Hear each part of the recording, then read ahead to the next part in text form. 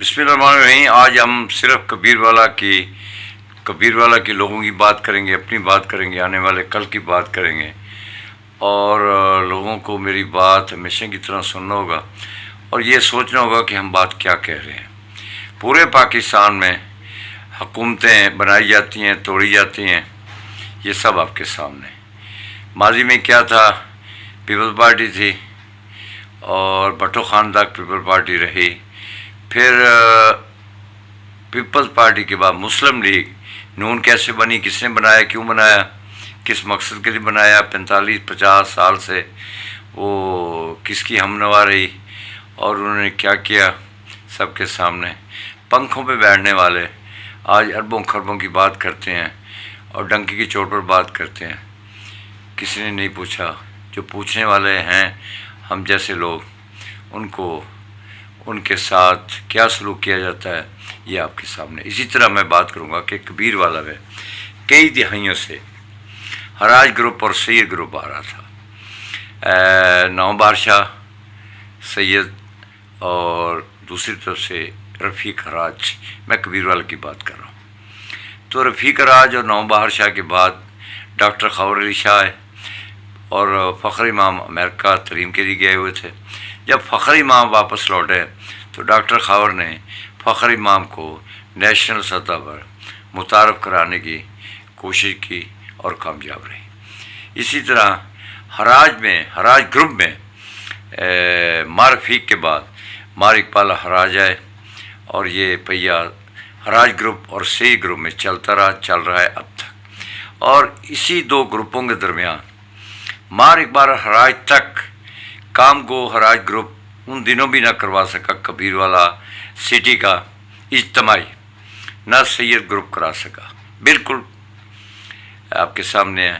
तो इसी तरह सैयद हुसैन जानिया गर्देजी आए, उन्होंने जो काम किया सिटी कबीर वाला के लिए, जहाँ तक उसका हाथ पड़ता था उन्होंने किया, ये सोच कर कि मुझे कुछ करना है। और जब वो MP नहीं थे, मैं उनके पास बैठा था। आप यकीन करें तो उस वक़्त उसने कहा कि मुझे क्या करना चाहिए, तो उसने कहा कि मैं वो काम करूँगा, उन महरूमियों को ख़त्म करूँगा जो लोगों के दिलों में है। बहरहाल सियासत एक बेरहम हथियार है। तो हुसैन जानिया गर्देजी ने जो किया आपके सामने किया, आपके दरमियान मौजूद है। नौकरियाँ दी, किसी को दी या ना दी, तो इज्तिमाई काम हुए। अब रज़ायात हराज मार इकबाल हराज के बाद आए तो वो भी काम आपके सामने है।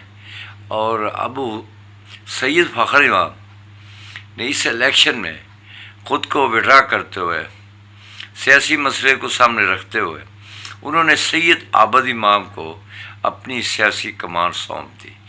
और सैयद आबद इमाम ब्यूरोक्रेसी के साथ गुस्सा करे तो जचता है, तो वो कारकुनों के साथ, वोटरों के साथ, लोगों के साथ जिस गुस्से से वो पेश आते हैं, तो वो अलग, वो सबको मालूम है कि वोटर चाहे जितना भी बुरा हो अच्छा हो, तो कभी वोट लेने वाला अपने वोटर के साथ तलखी में बात नहीं करता किसी हवाले से, ख्वाह उसे कितनी भी परेशानी हो।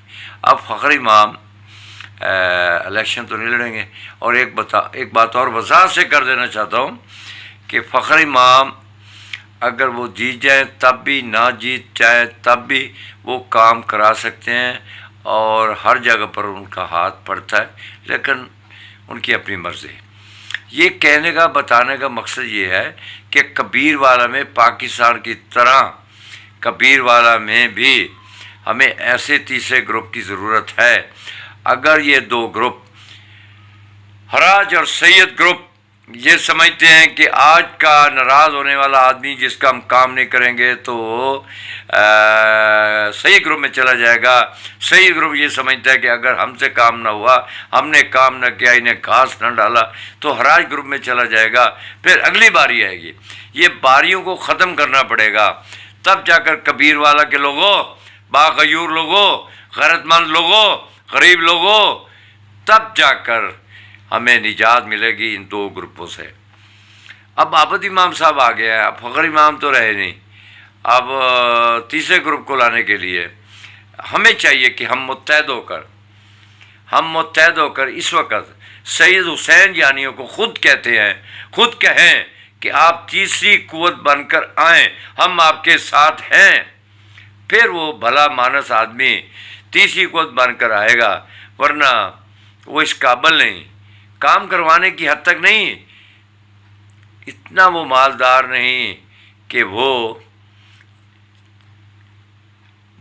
گروپ کی شکل سے آپ کے سامنے آئے۔ ہمیں طاقت بننا ہوگا، سید حسین جانی گردیزی کے لیے ہمیں طاقت بننا ہوگا، اسے کہنا ہوگا بلا تفریق بلا امتیاز کہ ہمیں آپ تیسری قوت میں اچھے لگتے ہیں، ہمارے لیے کام کریں۔ اگر یہ میری تجویز آپ لوگوں کو پسند نہیں آئی، چھوڑیں، آپ کسی ایسے شخص کو لائیں جو حراج گروپ اور سید گروپ کے سامنے ایک گروپ کی حیثیت سے آئے اور ہمارے لیے نجات کنندہ بنے۔ جیسے پاکستان میں پیپل پارٹی نون پیپل پارٹی نون پیپل پارٹی، آخر کار عمران خان آیا، عوام نے اس کا ساتھ دیا۔ کس نے؟ عوام نے، نوجوان نسل نے۔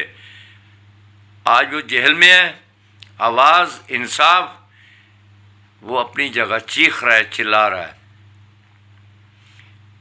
اسی طرح کبیر والا میں حراج گروپ کو اور سید گروپ کو، جس نے کبھی ہمارا کام نہیں کیا سوائے کھانا کھلانا، گاڑی میں بٹھانا اور جائے وان جائے کام میں کر، اس کے علاوہ کبیر والا شہر کے لیے، سرکل کے لیے کوئی کام نہیں کیا۔ تو میں چاہوں گا کہ میری تجویز پر غور کرتے ہوئے سید حسین جانی گردیزی کہ ہم سب مل کر غیرت مند قوم بن کر بازو بنتے ہیں اور تیسرے گروپ کی شکل اختیار کرتے ہیں۔ مجھے امید ہے کہ جب ہم طاقت بن کر ان کا ساتھ دیں گے تو سید حسین جانی سوچنے پر مجبور ہوگا، ورنہ وہ میں سمجھتا ہوں، جانتا ہوں سید حسین جانی گردیزی کو، وہ بھلا مانس آدمی ہے، وہ موٹے پھڑ ایم پی ہے، وہ شاید خود آنے کے لیے تیار نہ ہو، کیونکہ زمینی حقائق یہی کہتے ہیں ہمیں طاقت بن کر انہیں لانا ہوگا اپنے کل کے لیے۔ پیر محسن، ایک پاکستان ایک شہری۔